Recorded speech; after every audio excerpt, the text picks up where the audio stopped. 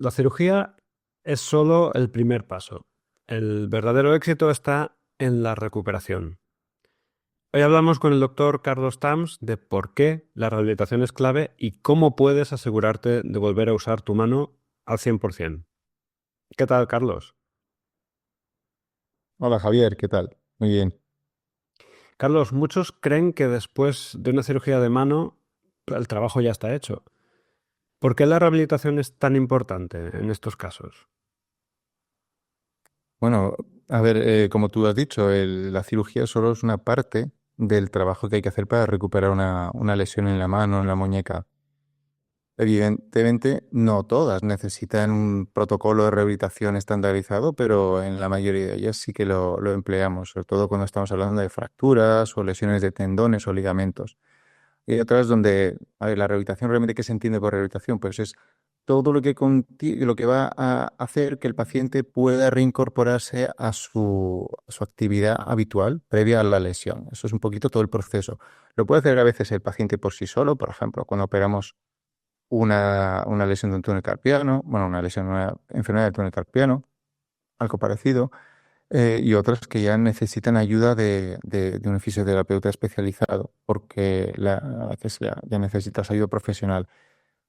Si no lo hacemos correctamente o si no seguimos los pasos correctos, pues podemos tener al final una cirugía muy bien hecha, pero con un resultado final mediocre o malo incluso. Gente que, por ejemplo, nadie le explica que tiene que hacer ejercicios para mover la muñeca o que se le queda pues, una rigidez o un dolor residual o la mano muy hinchada o cosas así.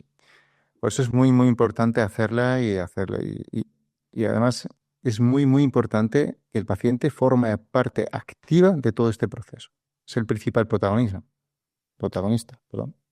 Ujú. Cuando un paciente sale del quirófano, ¿cuál es el objetivo de la rehabilitación? ¿Recuperar fuerza, recuperar movilidad, prevenir complicaciones? ¿Cómo definís esos objetivos y cuáles son los habituales?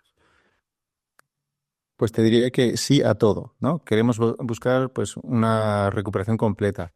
Normalmente al principio la rehabilitación se centra un poquito si tenemos, por ejemplo, depende del tipo de lesión, obviamente. Si estamos hablando de una fractura y podemos iniciar una rehabilitación enfocada a facilitar la consolidación del hueso fracturado. A continuación, hay que recuperar la movilidad, ¿vale? Prevenir o reducir las rigideces, las adherencias en caso de lesiones de tendones, cosas así. Lo último que nos obsesiona es la fuerza. Yo sé que muchos pacientes que es que ahora tengo menos fuerza con la mano y es que ni siquiera la mueves bien. Primero, vamos en ese orden, ¿no? Consolidar las lesiones, dejar que cicatrice lo que tenga que cicatrizar, recuperar movilidad y posteriormente la fuerza. También hay lesiones que llevan más tiempo. Por ejemplo, una lesión de un nervio. Los nervios tienen una fisiología muy, muy peculiar y sobre todo una recuperación muy, muy, muy lenta. Entonces, ahí lo que intentamos es que el paciente haga una rehabilitación en la que sea capaz de convivir con el defecto de la lesión nerviosa, recuperando la mayor función en la mano, movilidad, fuerza, lo que haga falta, para que pueda hacer sus tareas mientras el nervio sigue recuperándose, porque ya estamos hablando de lesiones que pueden durar bastante tiempo. Ujú. Justo eso te va a preguntar, ¿cuánto tiempo puede tardar un paciente en volver a usar la mano con normalidad? Que digamos que es el objetivo final que va persiguiendo a alguien que se somete a una cirugía. Pues Javier, obviamente va a depender de la lesión, ¿no? Hay lesiones que se recuperan muy, muy rápido. Por ejemplo, un dedo en resorte. Un dedo en resorte es una patología muy común, la sufre mucha gente y muchos necesitan cirugía por ello. Ahora, un paciente se opera por la mañana, mm, por la tarde ya puede usar la mano casi con toda normalidad. Entonces ahí ya iniciamos la recuperación, aunque la piel todavía necesite esos 14 días aproximadamente para cicatrizar correctamente, quitamos los puntos y tal, pero la función de la mano se recupera casi desde el principio. Otra cosa son lesiones de ligamentos. Tal vez sean los que más cuesta recuperar a nivel de movilidad y función, porque depende de qué ligamento hay que proteger esa reparación que hacemos, que es una plastia o una sutura, una reinserción. Son diferentes técnicas que se emplean con diferentes lesiones, ¿no? Pero tiene que haber un proceso de cicatrización, ¿no? Y eso varía en función de qué articulación, qué ligamento estamos hablando. Hay lesiones que tardan pues, hasta medio año en recuperarse. Otras pueden tardar pocas semanas, es muy variable, ¿no? Entonces depende de esto. También influyen otras cosas. Por ejemplo, la edad del paciente, obviamente una fractura en un paciente que tenga menos de 20 años va a curar muy, muy rápidamente. eh, Factores que dificultan la recuperación, por ejemplo, de las fracturas, vamos a centrarnos un momentito, son, por ejemplo, otros factores como ya decía, la edad, la osteoporosis, el tabaquismo. La gente no le da suficiente importancia a esto, pero el tabaquismo es un hándicap importantísimo para la recuperación de estas cosas. Por eso, dejar de fumar, por lo menos durante el proceso de rehabilitación, forma parte de esta rehabilitación, ¿no? Es un ejemplo, ¿no? Cuidar la alimentación, hacer los ejercicios con disciplina y regularidad necesaria. No vale hacer 2 días a la semana rehabilitación, luego el fin de semana no hacer nada, porque pierdes todo lo que has recuperado. Ujú. ¿Y cómo debería ser un buen plan de rehabilitación? ¿Qué profesionales suelen estar implicados en el proceso? Bueno, no sé si llamarlo profesional, pero el mayor interesado y el principal protagonista de todo esto es el propio paciente. Tiene que ser consciente, tiene que conocer su lesión. Por eso a veces yo, como dicen, pierdo tiempo. No, no, no pierdo tiempo, yo gano tiempo. El paciente le explico qué tipo de lesión tiene, por qué la tiene, cómo la vamos a arreglar, y él tiene que participar activamente en su propia recuperación. Es la forma más correcta desde mi punto de vista, llámame loco, pero desde mi punto de vista yo creo que es la forma más correcta de hacerlo. Y luego, obviamente, los pacientes no son médicos, casi todos, bueno, algunos hay, pero lo normal es que no sean ni médicos, ni fisioterapeutas, ni enfermeros. Entonces, no saben qué hacer. Y eso nos viene bien, porque no vienen contaminados con otras ideas de, no, pero es que yo esto lo hago. No, así ya los puedes ir dirigiendo un poquito como son nuestros propios protocolos. Entonces, eh, nuestro trabajo consiste en ir educando al paciente, darle unas pautas desde el principio, ¿no? Desde ahora vas a hacer esto, ahora vas a empezar a quitarte la escayola o la muñequera que te pongamos, vas a hacer estos ejercicios tantas veces al día. Esto tiene que hacerlo el paciente. Obviamente hay pacientes más despistados que otros, entonces a veces viene bien que tenga un familiar que le eche una mano. A veces hay pacientes que por ciertas circunstancias, por alguna enfermedad mental o un proceso de demencia o que son niños, a veces pues tiene que tener una persona responsable ayudándole. Hay que adaptarnos a las circunstancias de cada paciente, ¿no? Pero bueno, y lo que es clave, obviamente, son los fisioterapeutas y los terapeutas ocupacionales. Eso forma parte es una piedra angular de la rehabilitación hoy en día. ¿Cuáles son los errores más comunes que cometen los pacientes en su rehabilitación? Hombre, los más comunes, sobre todo, quitarle importancia, ¿no? Dicen, "Bah, con que esto lo haga de vez en cuando, o ya, si eso ya lo haré cuando no me duela". O a veces veo pacientes que, por ejemplo, son muy, muy vagos o tienen miedo, no se atreven a hacerlo ellos porque, ¿y si lo hago mal? O ¿y si luego me va a doler? No sé. Entonces delegan en otro. Entonces no solamente reducen el proceso de rehabilitación al ratito que están con el fisioterapeuta, que le mueve la mano, que le haga los ejercicios, que le ponga la magnetoterapia y ya está. Eso es un error muy común y no es fácil. Por eso hay que dedicar un poquito de tiempo y educar y convencer al paciente que tiene que hacerlo él. Luego, otro error que comete el paciente es eso, que lo que decía, que si duele es malo. Entonces, como no quiero que me duela, pues no lo hago. Y entonces lo evita. Y al final estás empeorando la situación. Eso, la rigidez a veces se consigue por falta de uso, básicamente por no hacernos caso y tener demasiado miedo a ese dolor que va a aparecer. Entonces, ¿qué ocurre? Tenemos una rigidez mayor de la que deberíamos tener en ese momento de la recuperación. Y recuperar o salir de ese pozo es aún más doloroso todavía. Entonces, hay que explicárselo bien al paciente. Hazlo ahora, porque si no, dentro de 3 semanas va a ser mucho más complicado todavía. Y luego otra cosa que veo, un error que es a veces gente que usa remedios caseros o incluso gente que dice, yo no necesito rehabilitación, yo cicatrizo muy bien, esto se me va a curar solo. Más de lo mismo. O sea, o gente que tiene una lesión medianamente compleja y no se quiera gastar dinero o invertir un poquito en las cosas que recomendamos para hacer esa recuperación. Ujú. O sea, que hay lobeznos de la vida, ¿no? Que dicen, yo me curo por mis propios medios, no me hace falta rehabilitación. Y luego gente que teme al dolor y eso le impide, pero pese a Sí. que se le explique que, oye, es que esto te tiene que doler, pese a eso, eres- Permíteme un inciso. La rehabilitación bien hecha pues molesta y a veces hay un poquito de dolor, obviamente, pero realmente la rehabilitación bien hecha no tiene que ser dolorosa, no tiene que ser un sufrimiento. Por eso tiene que ser progresiva y constante, y poquito a poco, no a lo bestia recuperar el 100% de la movilidad en una sola tarde. Obviamente eso no es sano. Vale, pues aclarado el punto, vamos a la siguiente pregunta. Te quiero hablar de señales que indican que algo no va bien. El paciente se ha operado y está haciendo la rehabilitación o no. ¿Y en qué momento ese paciente debería preocuparse, volver a la consulta? ¿Qué señales indican que, oye, quizá la cosa no ha ido bien? Obviamente aquí hay una respuesta fisiológica a lo que estamos haciendo, ¿no? Entonces, según qué rehabilitadores, o sea, qué ejercicios o qué terapias se le estén aplicando al paciente, van a provocar una reacción, ¿no? Acción-reacción.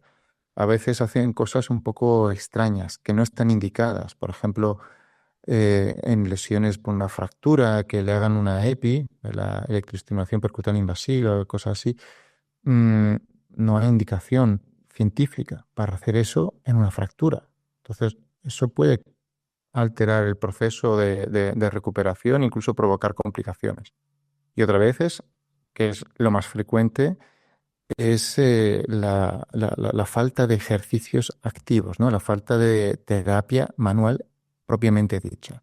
O bien por desconocimiento del equipo de fisioterapeutas que está tratando al paciente, o bien por falta de tiempo. Hay mucha masificación también en algunos centros en los que a lo mejor un fisioterapeuta tiene que tratar en una sola hora a más de 5 o 6 pacientes en una sola hora.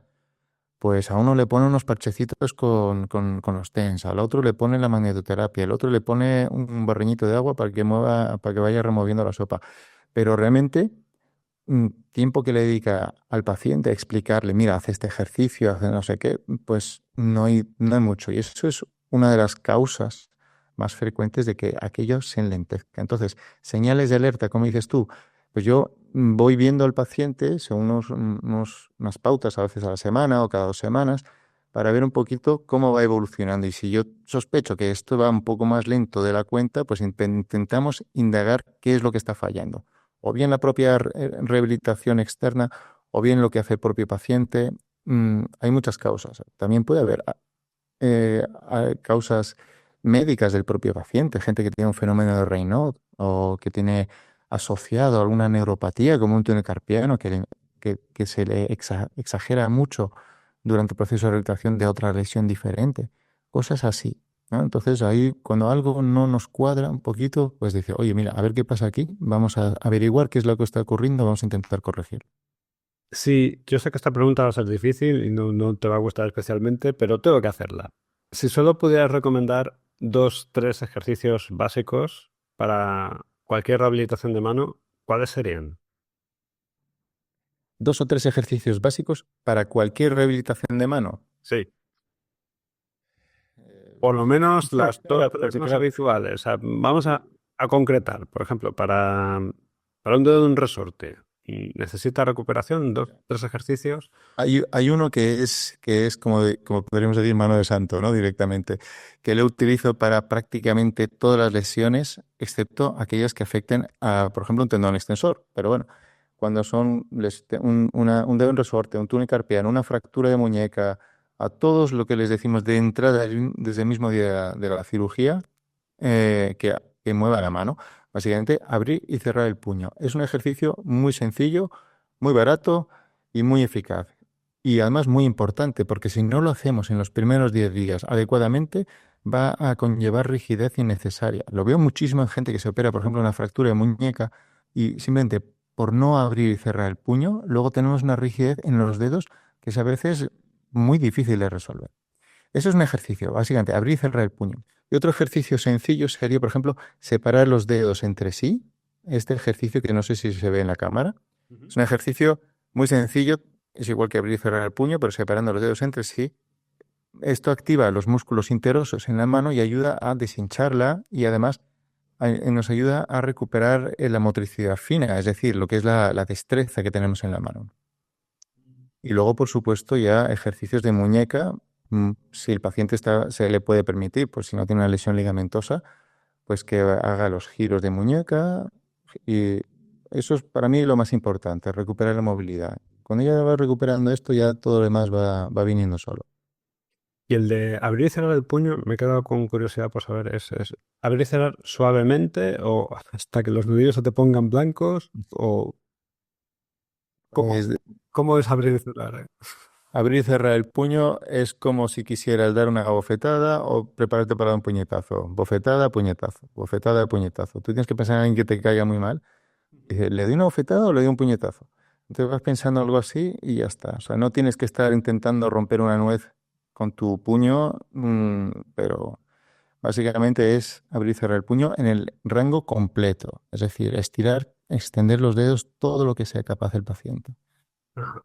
Perfecto. No hay distinción entre hombres y mujeres porque las mujeres suelen tener más laxitud. No, no hay problema con eso, ¿no? No, no en absoluto. De hecho, las mujeres esto lo suelen hacer generalmente mejor que los hombres. Precisamente porque los hombres tienen menos laxitud, tienen las manos con mayor tendencia a la rigidez. Entonces, es un poquito más difícil y hay que insistirles más. Y luego también está lo gandul que sea cada uno. Ujú. ¿Cómo evitar una recaída tras la recuperación? Es decir, ya nos hemos operado, nos hemos recuperado. ¿Puede haber recaída tras esa recuperación? Evidentemente, hay muchas causas que pueden hacer que vayamos para atrás, ¿no? En las casillas. Esto es como el juego de la oca, ¿no? Pues avanzas mucho y de pronto, pam, retrocedes varias casillas. Puede pasar, claro que puede pasar, o bien por una complicación durante el proceso de rehabilitación, pacientes que a lo mejor que pecan de un entusiasmo exagerado, que van más allá de lo recomendado. Dice, usted me dijo que esto lo hiciera 3 veces al día. Pues lo he estado haciendo 20 veces al día. Bueno, pues a lo mejor un trabajo excesivo demasiado pronto puede provocar una reacción inflamatoria, hacer que la mano se hinche más de lo debido, que haya más dolor. Puede ocurrir. Entonces, eso también tampoco es tampoco es muy favorable. Otra causa que hay que prevenir, pues como decía, una fisioterapia mal hecha o insuficiente hace que si estamos intentando tratar un problema con rigidez, hay pacientes que vienen a la consulta por un problema de rigidez, por una lesión previa o más antigua, o por una artrosis y tal. Estás tratando esto y vamos a tratarle, empezamos a mejorar y de pronto van un poquito peor. Puede pasar, puede pasar. O que tenga otro accidente durante el proceso de recuperación de una lesión, que también ocurre. Ujú. Vamos a hablar ahora de algún caso que te venga a la cabeza donde una buena rehabilitación haya sido clave, una diferencia abismal en el resultado final. Pues mira, te puedo hablar del caso de Alejandro. Alejandro es un señor de mediana edad, 40 y tantos, autónomo, trabajador, que tuvo un accidente con la moto y tuvo una fractura de muñeca. Una fractura muy mala de muñeca, de esas que nadie quiere operar, porque dices, ostras, esto es muy difícil, pues de esas. Entonces, bueno, vino a la clínica, le hicimos el preparatorio, lo operamos. Fue difícil, pero quedé muy contento. La verdad es que la cirugía inicialmente salió muy bien. Y bueno, como por suerte no tuvo lesiones ligamentosas asociadas a la fractura, empezamos un protocolo de movilización precoz. Es decir, le di unas pautas de ejercicios para que moviera. Como esto era un accidente de tráfico, el seguro de tráfico se encargaba de hacerle la rehabilitación y lo mandaron a un centro rehabilitador. Y bueno, sabes que en estos centros a veces, pues hoy te toca un fisioterapeuta, mañana te toca otro diferente y empiezan a hacer cosas un poco con relativamente poco criterio, ¿no? Porque es total. Bueno, este pobre hombre tuvo la mala suerte que alguien pecó de un exceso de entusiasmo y le hizo unos ejercicios demasiado bruscos y provocó incluso que se le desplazara la fractura, o sea, desmontó prácticamente lo que habíamos arreglado en la muñeca y tuvimos que volver a operarlo. Y bueno, aprendida la lección, este paciente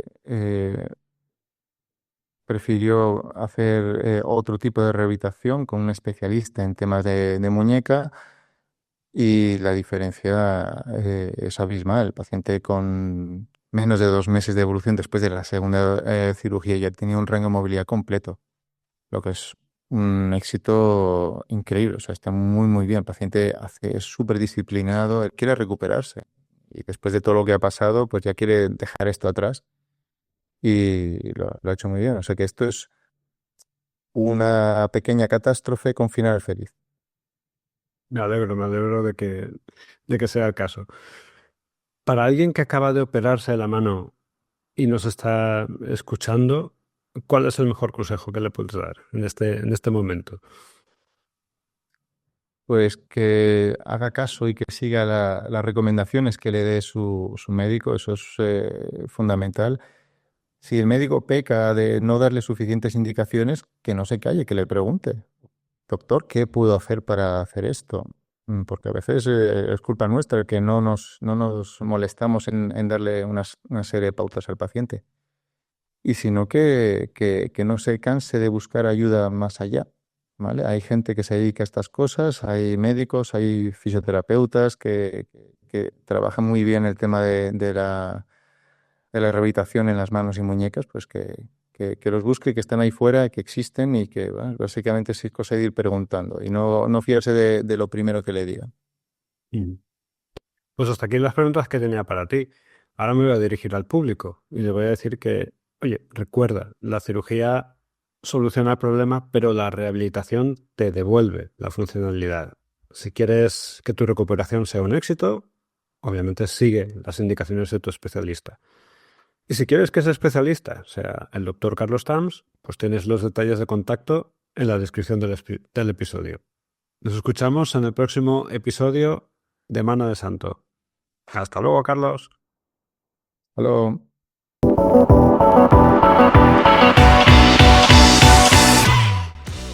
Esto es Mano de Santo. Para acceder a más episodios y a los detalles de la consulta del Dr. Tams, visita cirugiamanocanarias.es.